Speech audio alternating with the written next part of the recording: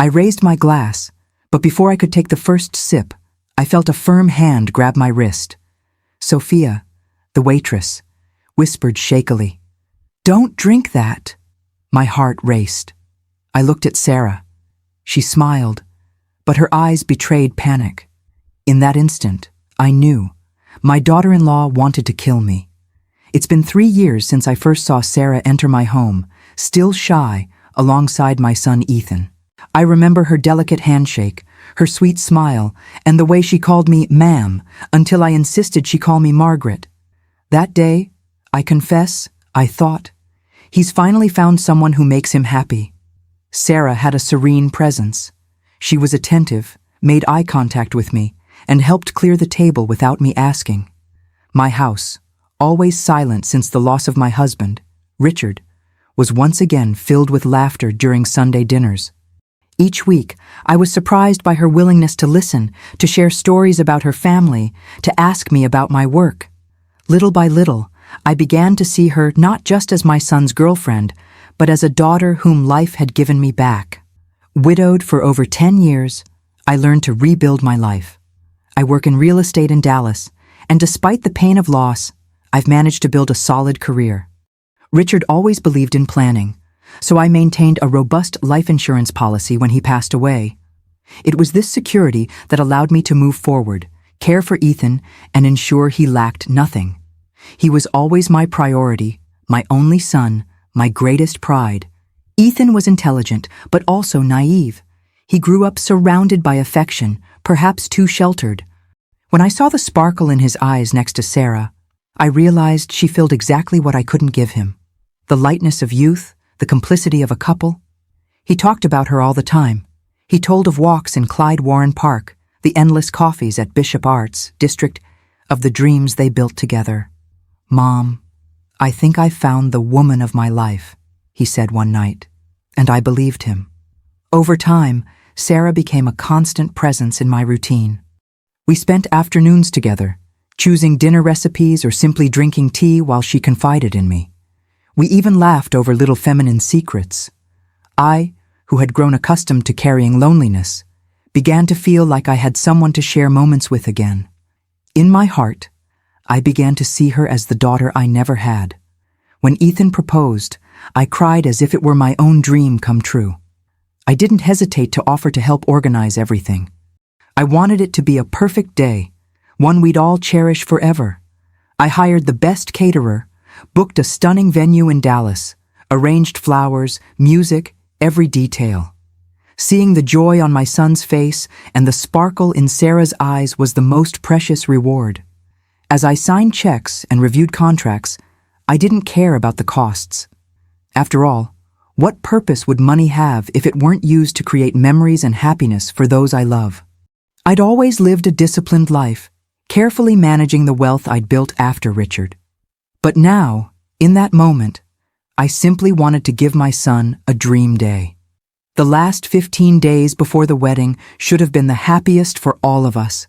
After all, everything was ready, the flowers ordered, Sarah's dress fitted, Ethan beaming at every ceremony rehearsal. But it was precisely during this period that something in my future daughter-in-law began to change. Subtly, almost imperceptibly, but impossible to ignore for someone like me who has always been attentive to detail. I noticed it first in her hands. When the phone rang, she answered it too quickly, as if afraid of missing the call. But what caught my attention was the tremor. Her delicate fingers, once so steady, now barely able to hold the coffee cup after hanging up. I pretended not to notice, commenting only on the weather or the wedding arrangements. But inside I felt a growing unease. Soon came the phone conversations, always in low voices, in the hallway or in the garden. Sarah never had this habit. Before, she would talk openly, even laughing out loud when talking to friends. But now, her steps were hurried, and when she returned to the living room, her eyes were red, as if she had been crying, even though she insisted that everything was fine. That's when the dark circles under her eyes appeared. Deep, dark, like shadows no concealer could hide. I asked if she was sleeping poorly because of wedding anxiety. She smiled, a brief, forced smile that didn't reach her eyes. "It's just tiredness, Margaret, nothing serious." But the way she looked away told me there was more to it. One day, we were having tea on the porch when she blurted out a question that chilled me to the core. "You still have that life insurance policy, don't you?" "I imagine so, to protect Ethan." I was silent for a few seconds. It was true. After Richard's death, I'd kept the multi-million-dollar policy as a guarantee of stability for my son's future. But Sarah had never brought it up. I tried to laugh it off, to change the subject, saying that insurance was just a precaution, but she insisted, leaning in as if offering affectionate advice. "You should consider increasing the amount. You know, Ethan is your only heir. It would be more security for him." At that moment, a shiver ran down my spine, not because of what she said, but because of how she said it. There was care in her voice, yes, but also something rehearsed, overly calculated. Still, I chose to believe the former interpretation. After all, Sarah had always seemed concerned about Ethan, always talking about taking care of him for me. In the following days, the topic came up more than once, always disguised as concern. "Margaret, have you updated your insurance documents yet? You know, it's important to get everything in order before the wedding, to name Ethan as the sole beneficiary, without any red tape." She spoke so naturally that she almost convinced me she was just being cautious. My instincts, however, whispered alarms. Something wasn't right. At night, lying in bed, I remembered the trembling in her hands, the hurried phone calls, the dark circles hidden under her makeup, and now this sudden fixation on my life insurance. But I convinced myself it was nonsense, that maybe it was just pre-wedding jitters, the weight of responsibility, the insecurity of a bride on the eve of the altar. I wanted to believe it. I needed to believe it. After all, that sweet young woman I'd met 3 years earlier couldn't be hiding something dark. Or could she? In those days, I turned a blind eye to the signs. I thought I was just being overprotective, seeing danger where there was none. Time passed quickly until the day of the big ceremony finally arrived. The wedding was on a Saturday morning, and from early on, the city looked different. The Dallas sky was clear, with few clouds, and a gentle breeze blew through the streets, as if even the wind had prepared for the big moment. I woke up before my alarm. My heart was pounding, and for a few moments, I just sat on the edge of the bed, staring at the dress carefully hanging in the closet. I touched the fabric with my fingertips, feeling the softness and weight of that long-awaited day. After so many months of preparation, there I was, about to walk my only son down the aisle. At the salon, time seemed to move at a different speed. The whir of hair dryers, the smell of hairspray and makeup mingled with the nervousness of the women getting ready with me. As the stylist put the last pin in my bun, I stared at my reflection in the mirror. My eyes were teary, but there was also a gleam of pride. The gray-blue dress I chose highlighted the importance of my role. I wasn't the bride, but the groom's mother, the woman who had raised him alone after Richard's death. In the car, on the way to the ballroom, I watched the busy streets, people coming and going, oblivious to what for me was an unforgettable moment. My heart clenched with emotion, and I remember whispering to myself, "He'll be happy." That's what matters. Upon arriving at the venue, the scent of flowers immediately enveloped me. Lilies, gardenias, and white roses scattered throughout created an atmosphere of purity and freshness. The tables were immaculate, covered with ivory linen tablecloths, and delicate candelabras reflected the amber lights that descended from the ceiling. The rooms seemed like something out of a dream. I walked slowly among the arrangements, feeling each detail I had chosen come to life. When I saw Ethan, already at the altar, my heart nearly stopped. He was gorgeous, in a dark suit, with a firm posture, but his eyes gave it all away. They shone with emotion, but also trembled with anticipation. He looked at me and smiled slightly, as if to say, "Thank you, Mom. I came this far for you." I almost cried, but I held it back. I wanted that moment to be perfect. Then the doors opened. Sarah entered. Stunning in her white gown, she looked like an ethereal vision. Her long veil trailed softly down the aisle, and the guests sighed in unison. I felt moved myself, but as I looked more closely, I noticed her eyes weren't fixed on Ethan. They roamed quickly, scanning the room as if searching for something, or someone. She smiled, but it didn't reach her eyes. Even from a distance, I could see the beads of sweat on her temple, despite the blaring air conditioning. The ceremony was beautiful. The celebrants spoke of love, companionship, and walking together even through storms. Ethan seemed to float with happiness, clutching Sarah's hands tightly. The band's soft music mingled with the guests' quiet tears. When the vows were exchanged, emotion overwhelmed me.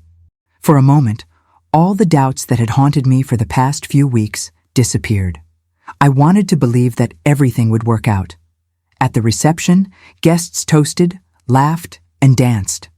The sound of silverware against plates mingled with lively conversation, and I felt surrounded by joy. Children ran across the dance floor, and old friends hugged me, telling me how flawless the party was. Everything seemed perfect. It was then that Sarah approached me. She was radiant, her dress shimmering under the lights, and in her hands she held 2 glasses of champagne. "For the 2 of us," she said, with a smile that sounded too sweet. "It's special, reserved just for us." I looked at the glass and then into her eyes. Something deep inside made me uneasy. It was as if that invitation held more than just affection.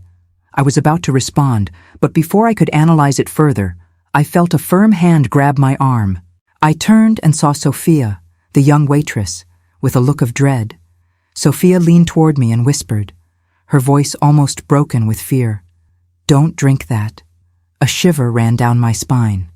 I immediately looked at Sarah. She was just a few steps away, still holding the other glass. First, her eyes widened in surprise, then narrowed in barely concealed panic. I saw the muscle in her jaw tighten. For a second, I thought she was going to run. But she didn't. She straightened her shoulders and tried to smile. "Sophia, what's this?" she said, laughing nervously. "It's okay, Margaret. It's just a special gift. This girl is overreacting."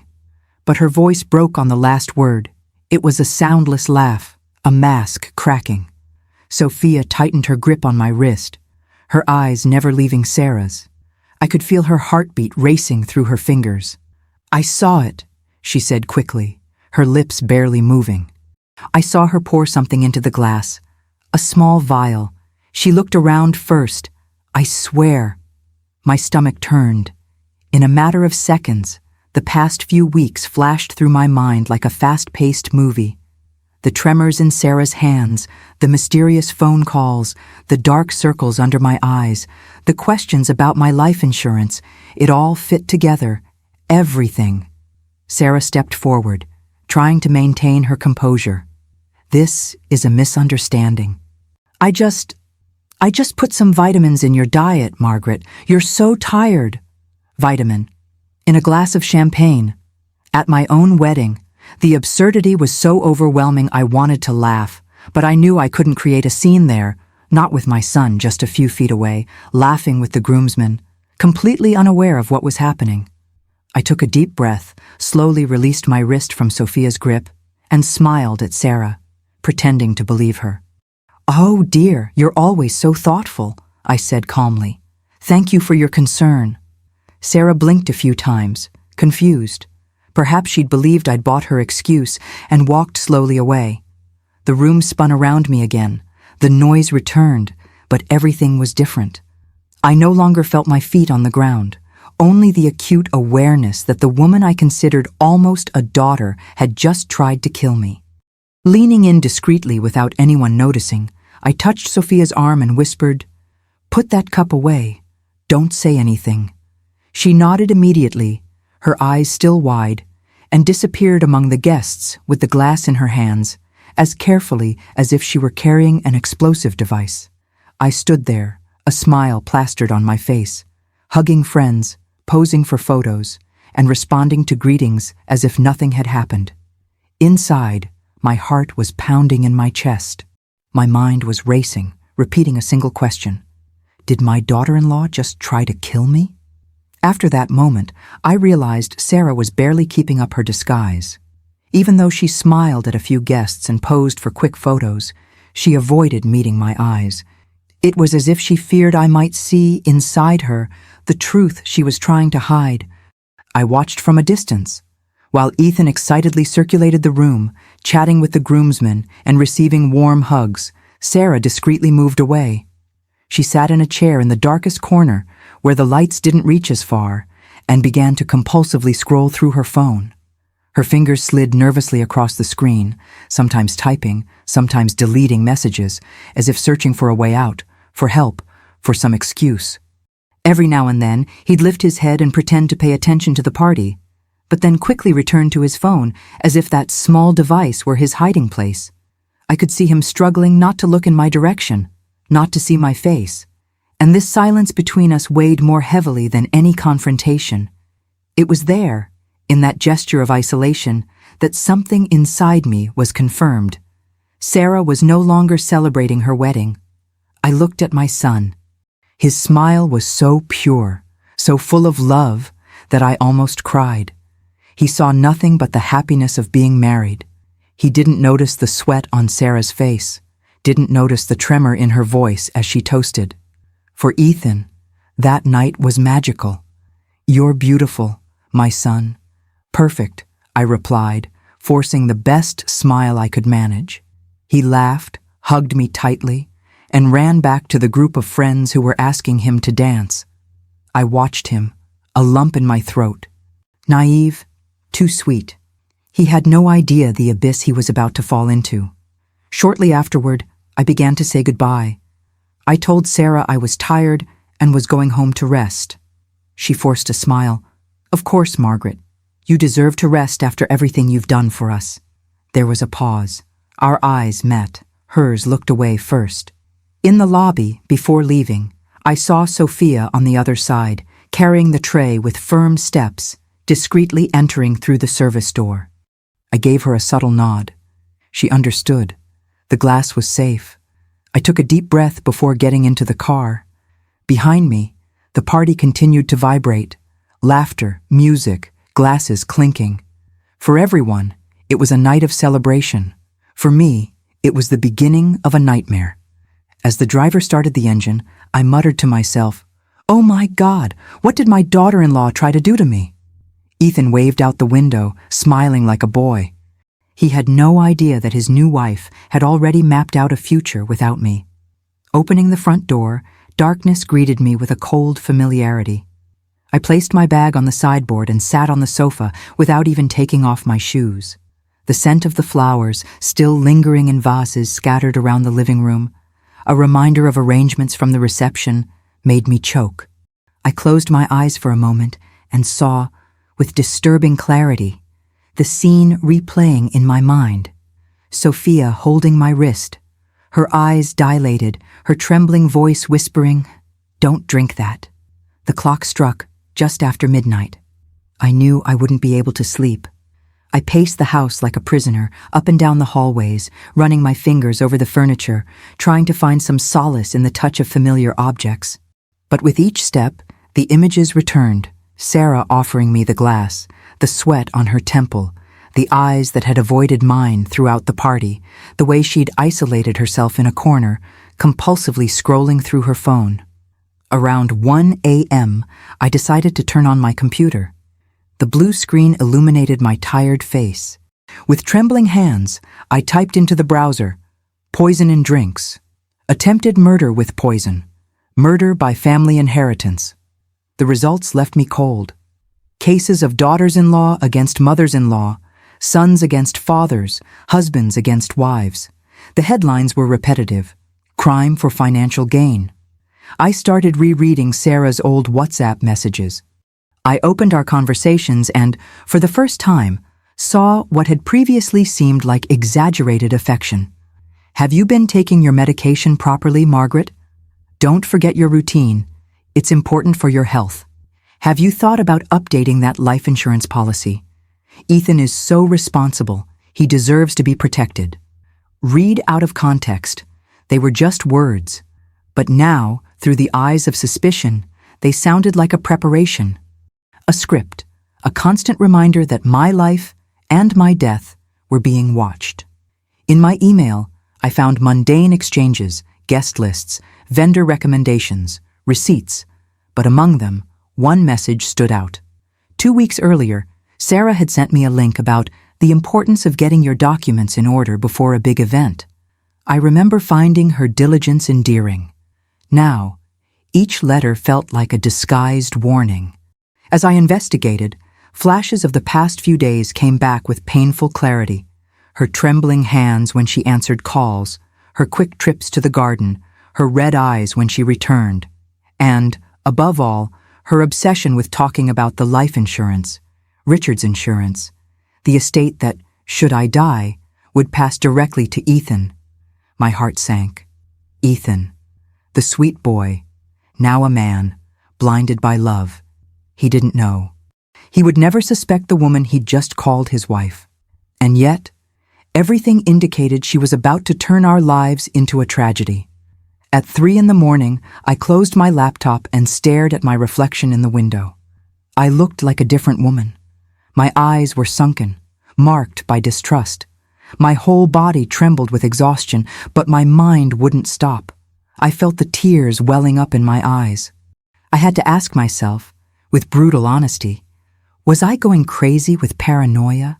Was I seeing ghosts where there weren't any? Or had my daughter-in-law really tried to murder me on my own wedding day? I lay down on the bed, but the pillow felt like it was made of stones. I tossed and turned, unable to close my eyes. The shadows on the ceiling seemed to be watching me, reminding me that every second of hesitation could cost me my life. Then, at 5 a.m, I made a decision. I picked up the phone with a firm hand and dialed Sophia's number. It took a few rings for the call to be answered. Her voice came low, sleepy, but filled with concern. "Ms. Margaret." "Sophia, I need you to meet me," he said, his voice firmer than I expected. "At the police station, 7 a.m, bring the cup." There was a brief silence on the other end. Then she simply replied, "I'll be there." I hung up the phone and took a deep breath. For the first time that endless night, I felt like I had accomplished something concrete. I was still scared, still confused, but I was no longer paralyzed. The pieces were starting to move. I arrived at the police station at 7:15 a.m., the dawn still chilly against my face. The old brick building had tall windows and a faded sign. The lobby smelled of stale coffee and damp paper. Beside me, Sophia walked silently, holding the cup wrapped in kitchen towels and plastic wrap as if carrying a bomb. The package was inside a small cardboard box, secured with duct tape. I heard the delicate sound of the glass rattling as she took a deep breath. "It'll work out," I said, more to myself than to her. At the counter, a clerk looked up unenthusiastically.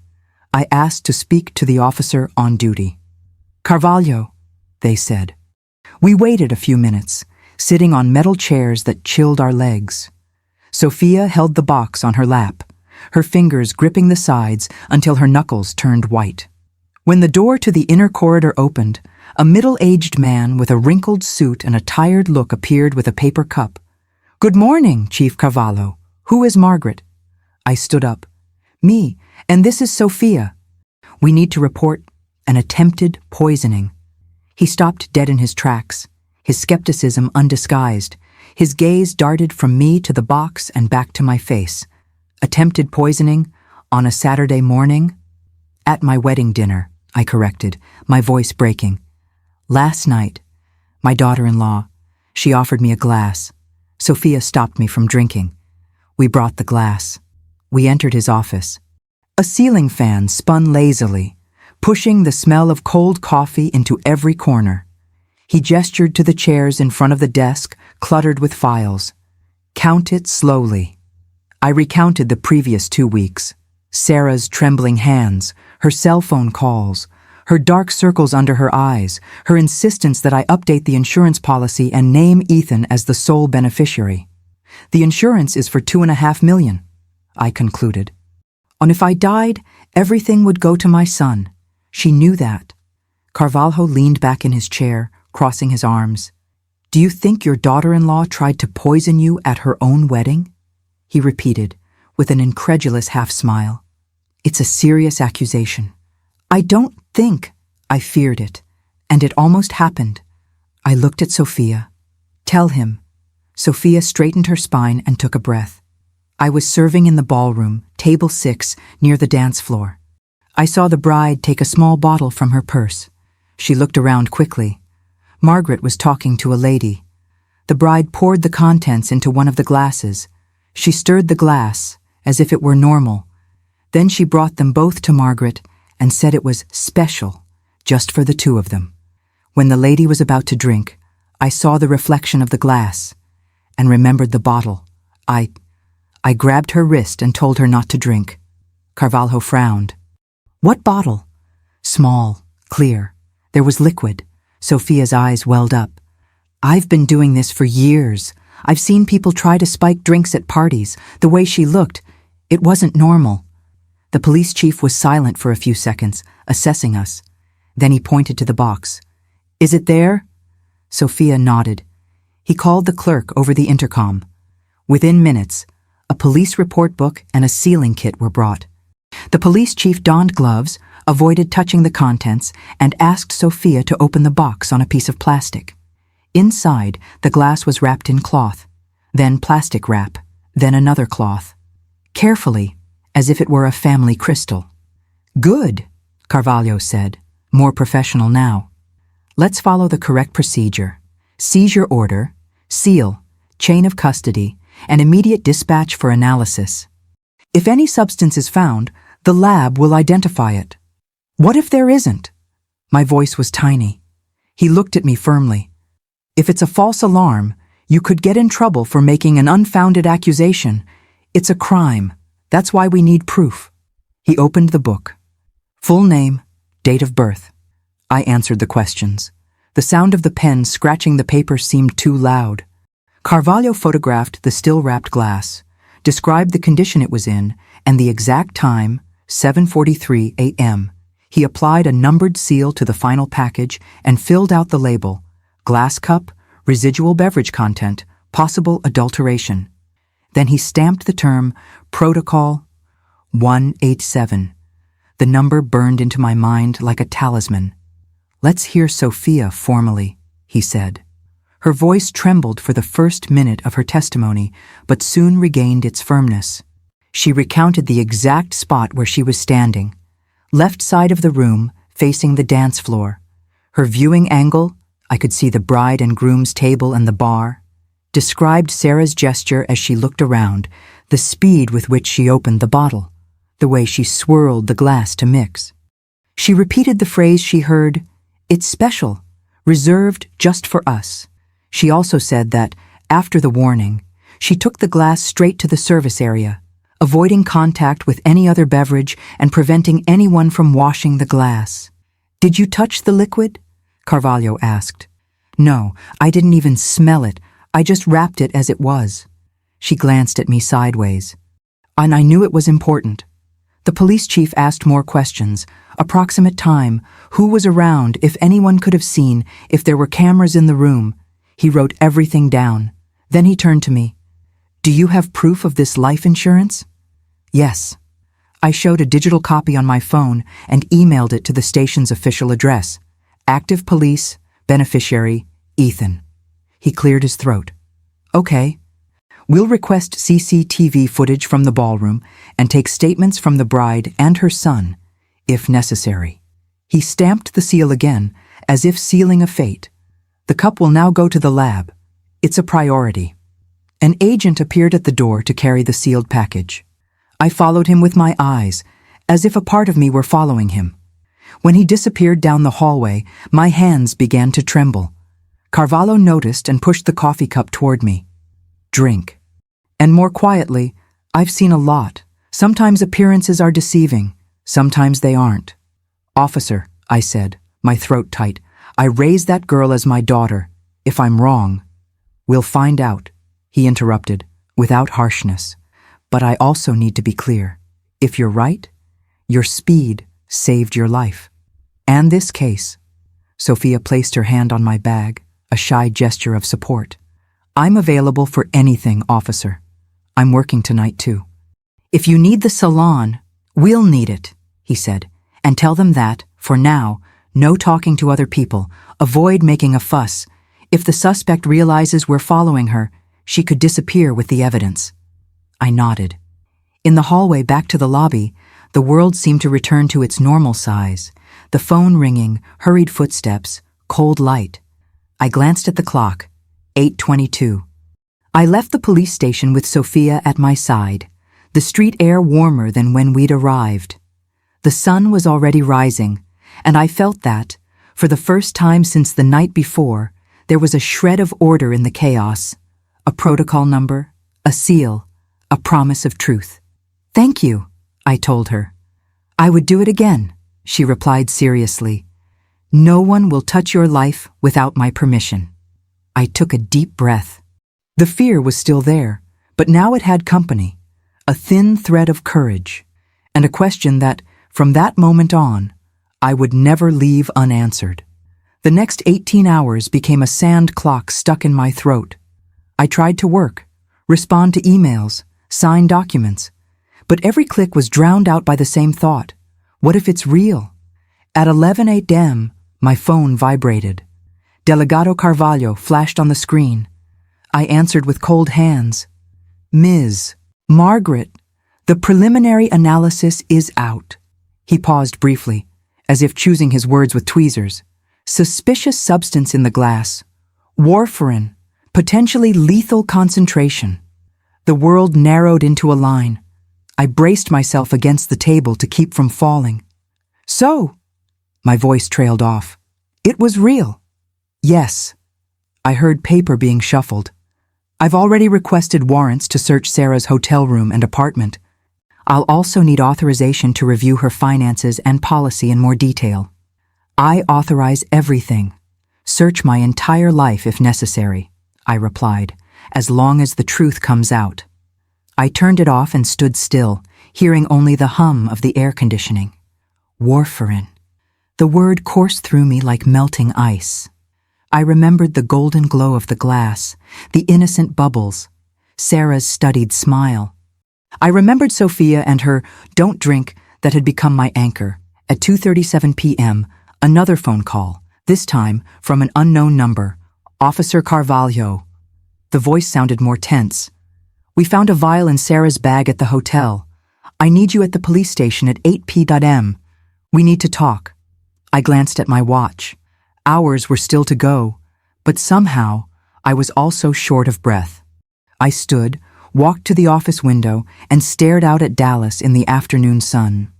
People went about their daily routines, crossing pedestrian crossings, laughing, carrying bags, and I, at the top of that building, tried to hold the shards of my sanity together in a frame of courage. The phone rang again. Ethan. My heart skipped a beat. I answered. Mom.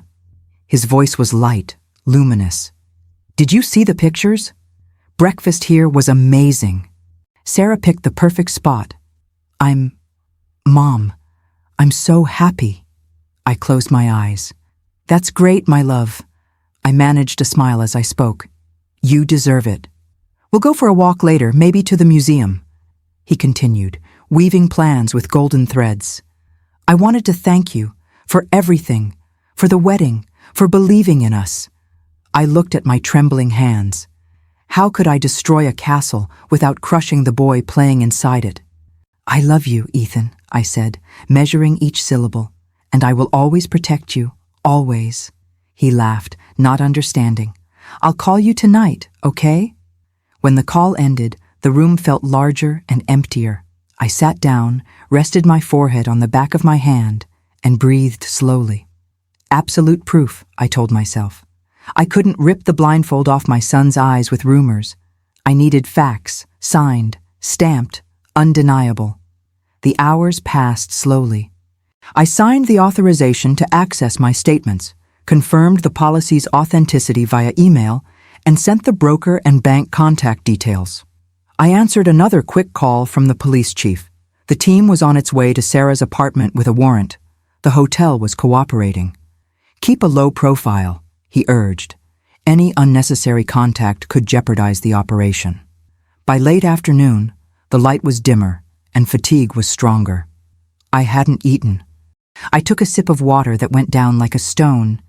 I picked up the framed photo of Richard and Ethan as a boy and pressed it to my chest. "Help me," I whispered to a past that could no longer hear me. At 7:58 p.m., the phone vibrated again. A short message from the police chief. "Be there in 20 minutes, room 3. I left the office with firm steps, my bag close to my body, my heart torn between fear and a strange peace. Terror no longer had teeth. It was just waiting. When I arrived at the police station, the hallway was incredibly quiet. Carvalho opened the door to room 3 without ceremony. His tired gaze had taken on a determined gleam. "We need to talk, urgently." He pulled out a chair. "We have more than suspicions. Now, we have threads that are starting to tie together." I felt, for the first time in 2 days, that the ground beneath my feet wasn't just an abyss. It was a path. A hard one, yes, but a path. And I was ready to walk it to the end. "Here's what we accomplished in less than 24 hours, he said, adjusting his glasses. "I'll show you in order." The first pile was screenshots of searches made on Sarah's phone. The words screamed at me. How much rat poison kills a person. How to dissolve warfarin in alcohol. Effects of blood thinners on the elderly. I felt the air drain away. Each question was a sentence disguised as morbid curiosity. Then came the text messages. Anonymous men, unidentified numbers, demanding exact amounts, $340,000. The words were short, violent.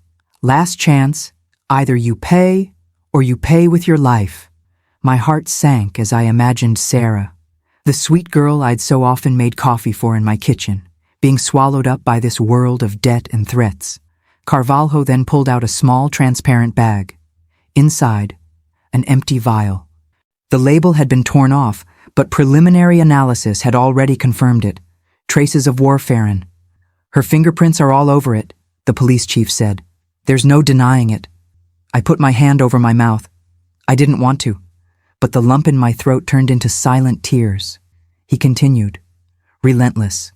He opened a printed report. Sarah's online gambling history. Constant inflows and outflows, absurd amounts being drained through underground sites. The balance was a trail of despair, like a bottomless pit. She lost almost everything she owned in less than 8 months, Carvalho explained.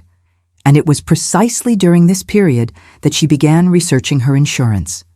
The last sheet of paper she placed before me was the cruelest, an unsent email found in her drafts. The words were etched in fire on the screen. "When the old lady dies, Ethan inherits everything. 2 months, and I'll be debt-free." My chest burned. The old woman, that's how she called me. The woman who opened her home, who welcomed her as a daughter, who invested money and love in her future. I felt something inside me break irreversibly. The police chief, perhaps sensing the brutality, cleared his throat and muttered, "There's more." He turned on a security monitor. The grainy image showed the ballroom, the bride and groom's table, the hustle and bustle of waiters. In a corner, clear as a revealed ghost, was Sarah opening her purse. She takes out the bottle, looks around, pours the liquid into the glass. Then she swirls the glass calmly before offering it to me with that smile that I now saw as a mask of pure coldness. The room spun. I gripped the edge of the table, my body heavy, my breath shallow. Tears fell uncontrollably. I wept in front of the police chief, who looked away, embarrassed. I wept for the betrayal, for the certainty that my instincts hadn't deceived me, for the coldness of a young woman I loved like a daughter and who nearly killed me on the day she was supposed to call me mother. Carvalho collected the papers delicately, as if guarding shrapnel. "Miss Margaret, there's no doubt. A formal investigation will be opened. You're not crazy. You're not paranoid. She tried to kill you." Those words, hard as iron, were both a sentence and a relief. I had nearly died at the hands of the woman I had sworn to protect, and nothing, absolutely nothing, would ever be the same again. Chief Carvalho closed the file with a sharp snap and looked at me seriously. "Ms. Margaret, do you want to be present at the arrest?" I stood still. Part of me wanted to run away from it all, disappear, and never see the outcome of this nightmare. But another part needed to see it, needed to understand it with my own eyes. I took a deep breath. "I want to," I replied, my voice low but firm. "I need to see it." He nodded. "Tomorrow at 2 p.m. We'll go to the hotel where you're staying." I spent the night barely awake. I paced the room like a lost soul. Every step reminded me of the smiling girl I'd met 3 years earlier.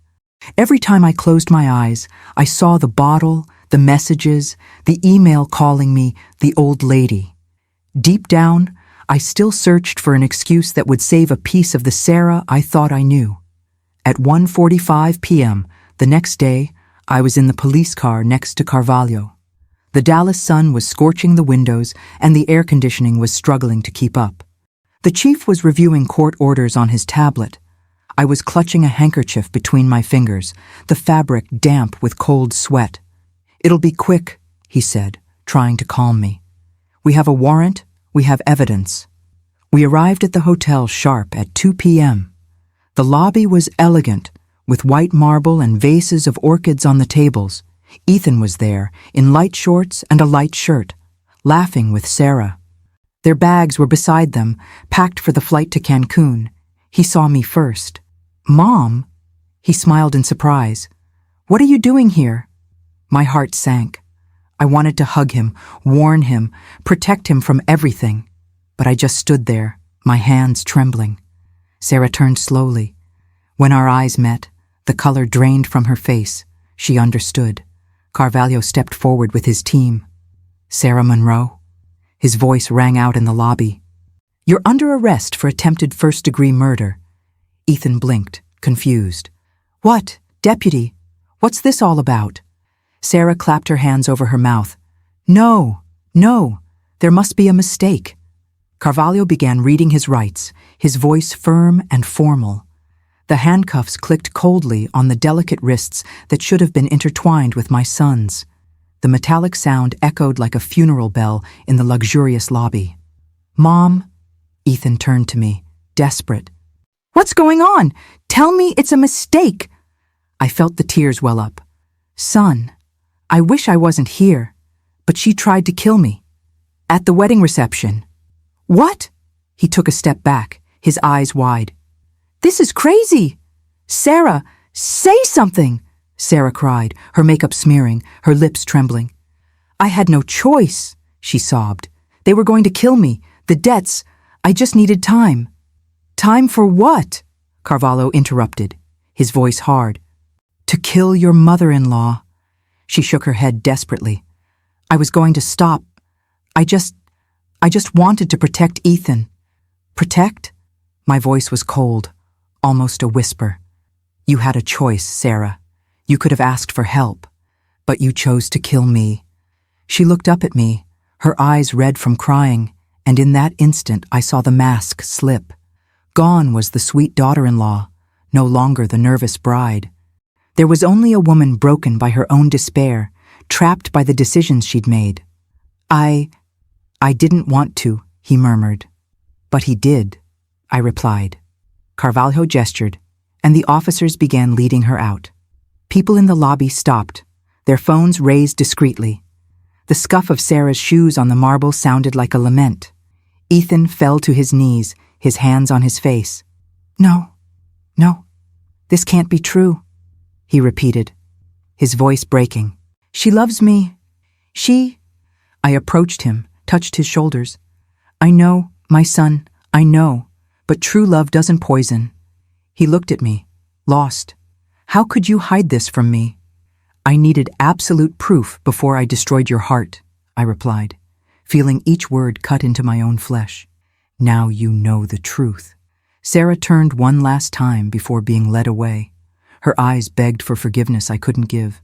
And then she disappeared through the hotel doors, handcuffed toward a fate of her own choosing. The silence that followed was heavier than screams. I held Ethan, who was shaking like a child. For the first time, I realized that I wasn't the only one who had survived an assassination attempt. My son had also just lost the woman he believed was the love of his life, and with her, a piece of his own future. The police chief approached, his voice softer. "I'm sorry, but you saved your life, and maybe his too." I closed my eyes, took a deep breath, and held Ethan tighter. We were alive, but not without scars. The weeks after the arrest were the longest of my life.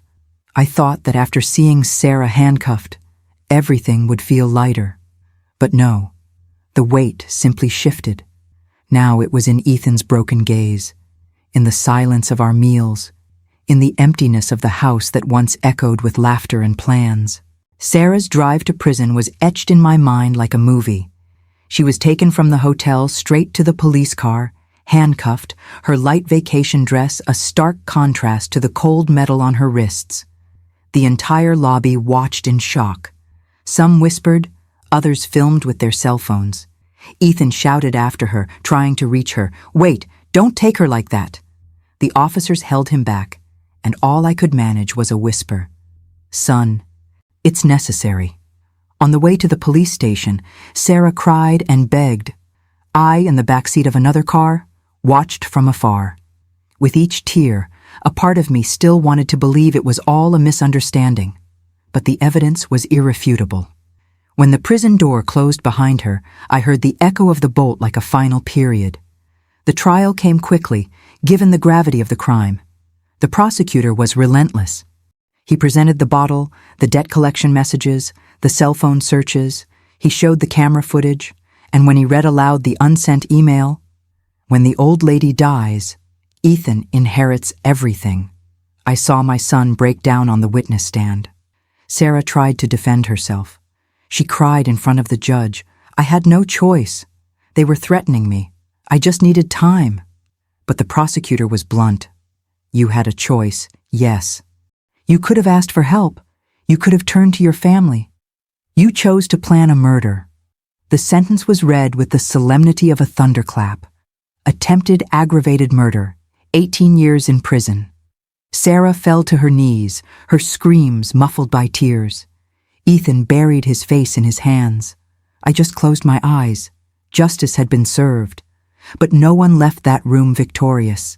Therapy with Ethan was a slow and painful journey. In the first few sessions, he barely spoke. He just kept repeating, in a low voice, "How did I not realize, Mom? How could I have been so blind?" I hugged him. "Because you loved. Love makes us blind, but it's not your fault." Little by little, he began to open up. He spoke of his anger, his shame, his longing. I remember her every gesture, every word, and now it all seems like a lie. "It wasn't all a lie," I once replied. Maybe she felt something true, but her desperation spoke louder. In the 5th session, he finally looked at me and said, "I thought I lost everything, but I didn't lose you." I cried right there, in silence, thanking for still having my son by my side. Meanwhile, Sophia went on with her life with quiet courage. Through contacts, I managed to secure a full scholarship for her to study nursing. When I called her to tell her the news, she looked at me in disbelief. "Mrs. Margaret, I can't accept." "Yes, you can," I replied. "You saved my life, and you deserve a future." She smiled shyly, but her eyes sparkled. Over lunch, I asked her what motivated her to help me. She took a deep breath before answering. "My mother died because no one believed her when she said something was wrong. I promised myself I would never be silent again." I couldn't hold back the tears. I stood up and hugged her tightly. "You honored your promise, Sophia, and you changed my destiny." Today, I look back and see ruins. My son lost the great love of his life, or what he believed to be love. I lost the daughter-in-law I considered a daughter.